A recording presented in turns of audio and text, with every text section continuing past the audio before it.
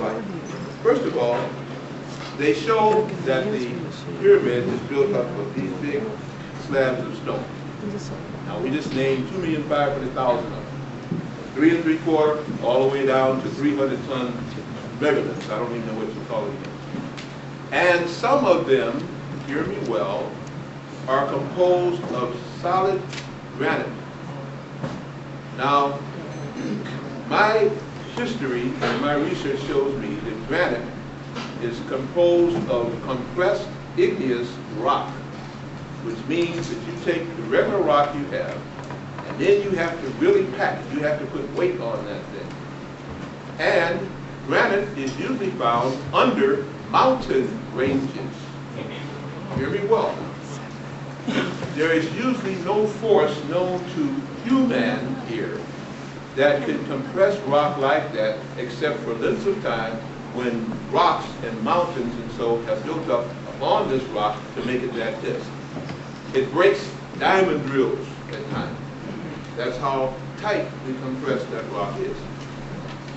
Now, I asked, where did they get the rock to build the Great Pyramid? Now, thus scholars say, well, they got it from basalt, because a lot of that pyramid is basalt. Not a lot, some of that pyramid is basalt. There are a lot of little pyramids at the foot there on that plateau that were obviously not composed in the same manner, don't show the same geometric understanding, and are not showing the same kind of architecture. Nor is all of that pyramid made of basalt on that composure. And the basalt that they may find around there, where they say, well, they can show excavation sites and they have other things, we find that that was done after Napoleon was there. It was done by the French also in 1908, and many other things about that don't make sense the way that they spell it out in the encyclopedias and in the dictionary. But let's go on with that. Let's just let all the basalt be. But now let's go for the granite. We'll go for the jugular real quickly here. Where did they get the granite from? Now, Africa is not known for mountain ranges. There are 13 of them, as I understand.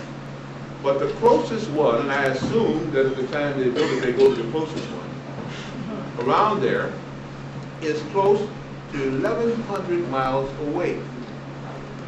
Now, I don't know what may be deep under the ground there, but I don't think those slaves were digging too far deep under the ground there. So they'd probably go to where they could find the best granite possible at the shortest distance. They found it and they quarried it. But how did they get it to the site? And how did they quarry something that diamond drills and bits and pylons and all type of excavating equipment now couldn't do? They asked Gus K. Newberg, and I'm from Chicago, and there he's one of the biggest, oldest contractors, you know, one of the old gentlemen there, and he said he would take on the job. Now this is back 2,686 BC, and according to the history they're teaching you, they had flintstones, they had some copper, a little gold, but they weren't doing anything to extricate a granite structure weighing 300 pounds out of a solid mountain underneath it. I don't even want to talk about the 15 that comprise the king and the queen. I want to know about one. Well, how did they get one to that site? And then get it up off the ground and inside 1/4 way up on a structure weighing 6 million tons and 2,500,000 composition blocks. And they have smaller weights underneath that big weight. And I would love for somebody, no, I don't want you to stay around trying to him and haw all that time. Don't tell me how it was done. You think about how it was done, because I don't know how it was done based on what they've told me. And they have these granite giants right there. How did they get them? Oh, but I do want you to solve one problem for me. How many men, slaves, or whatever they use, did it take to cut the rocks and bring them, 2,500,000 of them now, to that site? How many of the 100,000 would you use for that? Let me get 3 guesses together. I hope the fellows speak up this time. How many would you use now? How many slaves? Now you got 100,000. How many did you commit to moving and quarrying 2,500,000 boxes. All of them? Okay, well, let's just say, I said, what, maybe 100? Maybe 100 of them? Yeah, you're as facetious as I am, right? All right, how many say all of them you commit to that job? Say what? How many say half of them you commit to that job? How many say, I don't know, let's get on with the whole lecture? We'll get on with the whole lecture. But remember, you got 100,000 slaves. When you see them in the movies, these stones, again, are resting on something that they can pull along. I have a blackboard here, and I don't want to writing on something I shouldn't be writing on. But imagine in your mind, you have all of these 2,500,000 stones now, or bricks, or whatever you want to call it, that you've got to move to a site. And they usually are on logs.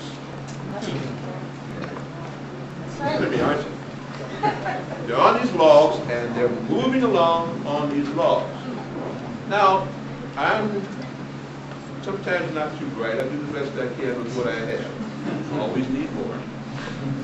And I looked at this and I said, now logs to me mean wood. Wood to me means trees. And trees to me means hardwood, sequoia, redwood, things like this. And I said, boy, Kafir, Akibuland, Egypt, Africa is known for sequoia and redwoods and hardwoods, like I'm in Canada, right? What are you laughing at? Isn't it known for that? Well, I didn't know that at the time, so I wouldn't research because that's what my professors and teachers told me. So I figured they told me and what? It had to be right? Because I'm in there for education, right? And they're educated, right?